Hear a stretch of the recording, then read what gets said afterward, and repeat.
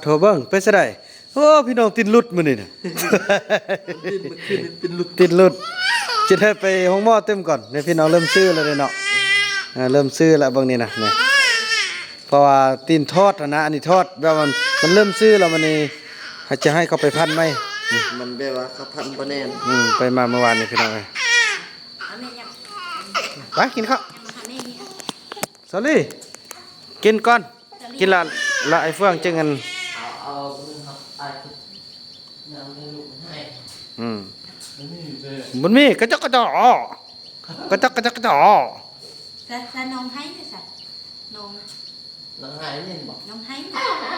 เพิ่นล่มนองเมื่อกี้นี่ เอาส้ม กระจอกกระจอก ว่าจะเอาอันนั้นกินเฮ้ยสา กินเลย โอ้สาตำบาโอ้ โอ้คิดไม่รู้เป็นแล้วเก่งเก่งเก่งเก่ง ผู้เป็นทุกเป็นแล้ว กินดิ เป็นแล้วคิดไม่ถูกเป็นแล้วเป็นแล้ว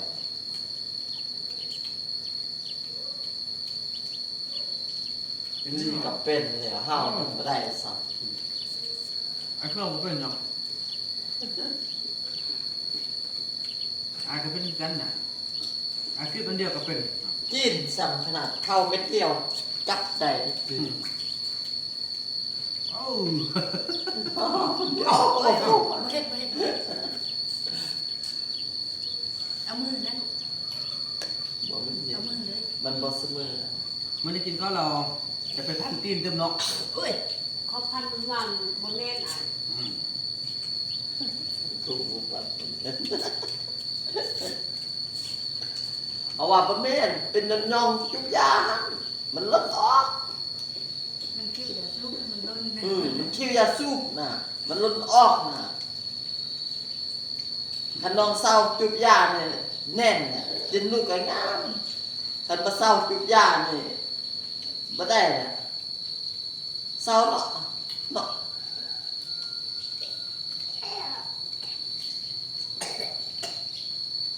อายุ เศร้าเลย เอาเดี๋ยวบอก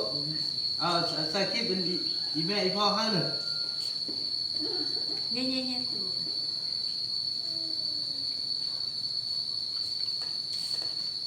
กินเลยเนี่ยนี่เอาอันนี้ก็กินแล้วกินแล้ว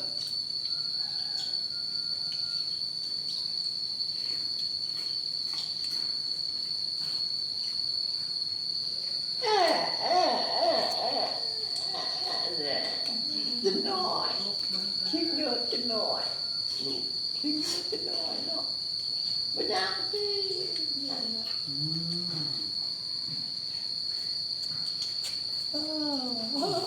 ไม่ถูกมันมี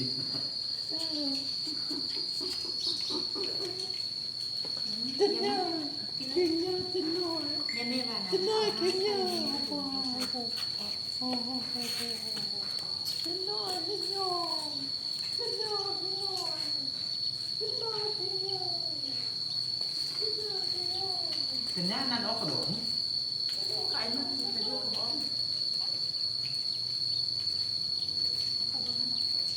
เขาตกไว้เลยยึดจะไว้ขนมปากอะไรวะยอด ตก ตก ไข่ห้องสิบ้านนะ ว่าเขาว่าเป็นยาทิศอยู่ตัวนี่แหละมันคือว่าอาทิตย์ ฝนได้เรื่อยๆหมด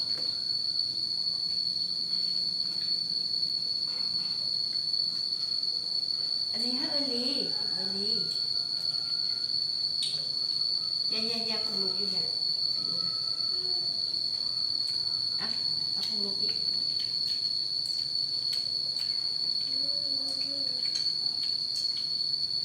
คิดเป็นเนี่ย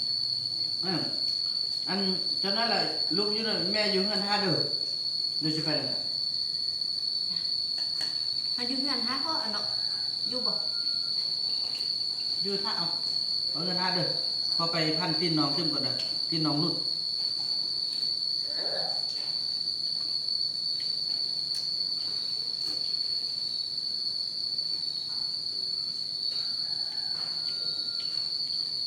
อยู่เฮือนหาพ่อเนาะบ่อยู่ เป็นพ่อดิเป็นพ่อบ่ ไปบ่ บ่ไป บ่ไป อยู่เฮือนไทยพ่อเนาะ อยู่บ้านหาเนาะ ไอ้หมูผมมาอย่างเดียวแต่อื่นเนี่ยมันจะอุ้มอ่ะ หากินดีๆอยู่บ้านหาเนาะบ่อยู่สิไปนำพ่อ เป็นพ่อบ่น่ะ ขี่รถไปนำพ่อ น่ะเอ้ยหมู ขี่รถเลยบ่ขี่เฮาไปอยู่เฮือนหา เอาเจ๊ ไป แต่พ่อ โรง เล เรีย ย นไปเจ็บ ยันเจ๊ถ้าก็ ซะ เจ๊ พ่อกับแม่หาไปตัดผมซะแล้วก็เฮ็ดซะแล้วก็เจ็บก็เจ็บหั่นลูกเอาบ่เพื่อนเอาอันนี้ลูก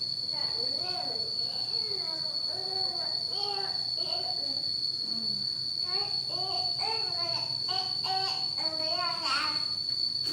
อืม ไอ้ที่ให้ก็เอ๊ะเอ๊ะ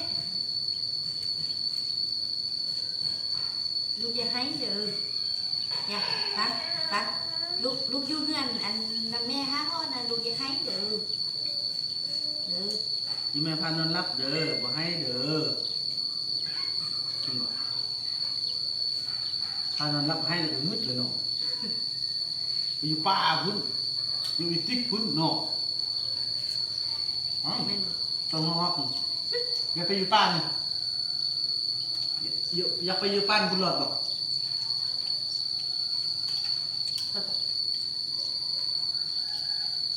ไปดูป้าบ่ ฝนตกเจียกมันเข้ากระไดป่า วันนี้ตกไล่ คลิปเอาเดินเอาเลยสำหรับผู้ใดกับผู้บักของนั่นอันเฮ็ดเฮือนอันกายไปต้องซ่องซ้ำเบอร์นั่น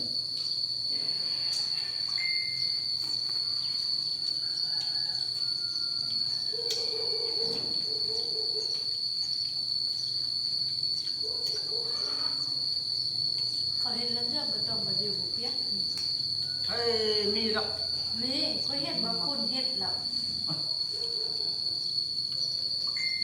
นี่ ตอนอันเหือไปเอาแห้งให้กันแล้วฝนตกคนลาวฮบเอาบ่ต้องมาปักละลายเบิ่งบ่ฮู้อ่ะเบิ่งบ่คูนว่าเอาบ่ดิวตั้งอยู่บ่เปียก มันบ่เยอะมากกับพวกมันกับสะแก้มันคนใจ นั่งเฮ็ดสิแหกลัดแล้วก็ปลุกรวมลงเลย มันเข้าคนหน่อยนั่นคือยังไง อ้าวนี่แล้วว่าอย่างนี่เลย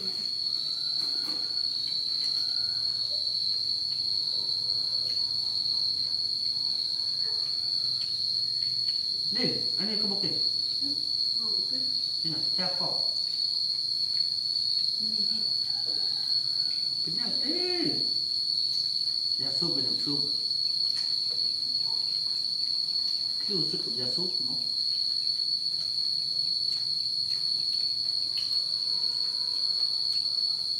เอาอีกบ่แม่เอาให้อีกเอาอีก โอ้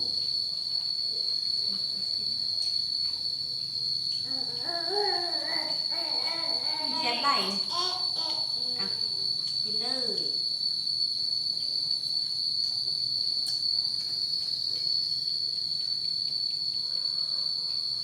อืม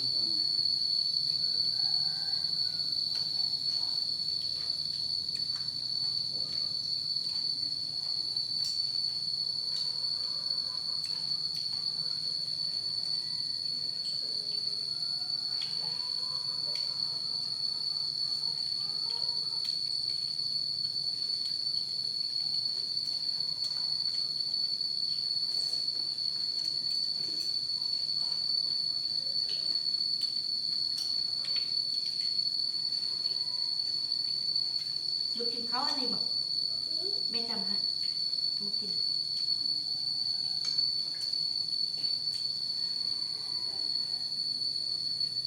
ลูกเขียวนี่เด้อ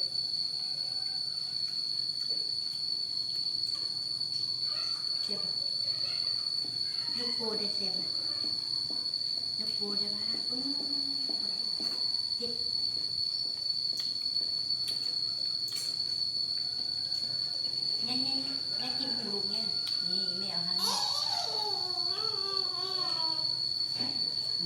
6 โมงมีแห้งไว้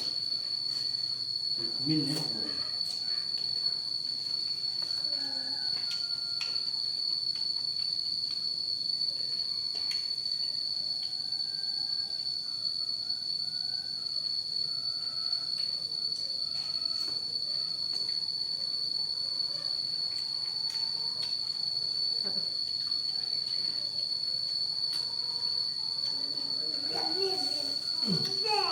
เขาเด้อ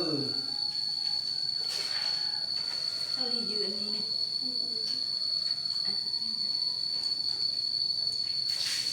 อันนี้ก็มีปิด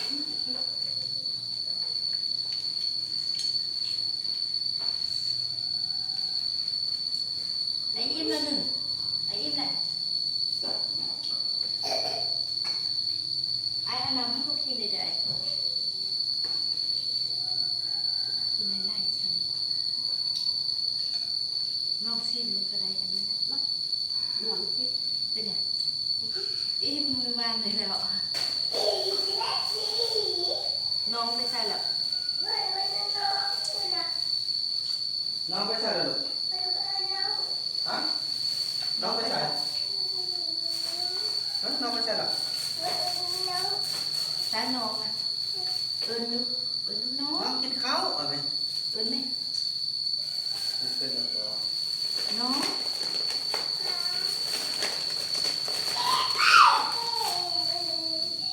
เด็กก็ต้องตัวเด็กแซ่บเฮ้ยโอ้โหเฮ้ยพวกจอย เอาพ่อเจาะครับ เจาะลายเจาะต้องมีค่าบริการในการเจาะแล้วนะ นายจอน บ้านต้นไม้เลยนะ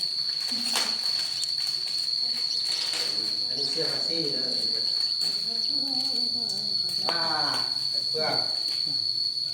โอ้ตีนออกแล้วคุณ เอิ จ๋า ญไอ้เครื่องจิ้มข้าว ข้าว กินข้าวกินข้าวกินข้าวกินข้าว มาใส่ขี้แน่บ้าน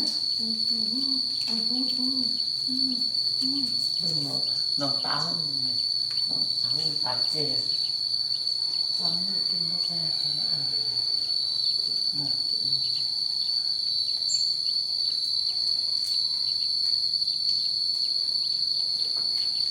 เอานอนเลยดูมันบ่ยุ่งอะไรกินคำนึง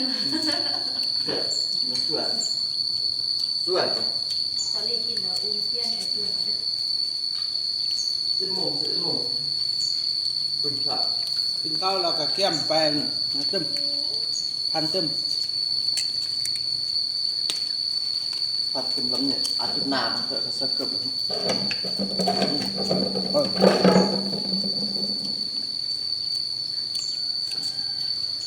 เอานี่เนาะ ตัวก็เต็งเกลียนะ เห็นบ่ นี่แม่บอก เห็นหน้าบ่ ที่เนี่ย เห็นเลยเนี่ย เห็นบอกให้แม่จะใส่ไอ้น้อยจะใส่บ่นไอ้น้อยเด้ เห็นปะเห็นปะเห็นปะเห็น เห็นเนี่ยไอ้ใส่ไอ้น้อยนะใส่เอาใส่ปากดูใส่ไอ้น้อย ได้ไอ้น้อยนะ ไอ้น้อยจะใส่เย้บุปผาน่ะไอ้น้อยบายเห็นบ่นั่นบ่ไอ้น้อยบายน่ะน่ะเห็นบ่ไอ้น้อยบายนำ มาบายบายอยู่ คุณน่ะเห็นบอกแน่บายบายหน่อยบายบายเด้ บายเป็นมีแต่บายเป็นมีบาย อ่ะพี่น้องเอ้ยเนาะถือว่าภาพบรรยากาศนี้ก็จะได้ขออนุญาตจบคลิปกันเพียงสำนี้ก่อนพี่น้องเอ้ยสวัสดีอิ่มแล้วเด้อแล้วก็ว่ากันใหม่ในคลิปต่อไปเนาะพอจะได้เอาคนน้อยเฮานี่ไปพันต่อแข่งรุดมื้อนี้ ปีนลายแข็ง แบบมันซื้อลงแล้วนะ โอ้โห พี่น้องเนาะ โอ้ ถือว่าคลิปนี้บ่าวนำขออนุญาตจบคลิปกันสำนี้ก่อนแล้วก็ว่ากันใหม่ในคลิปต่อไปคลิปนี้บ่าวนำขอกล่าวคำว่าสบายดี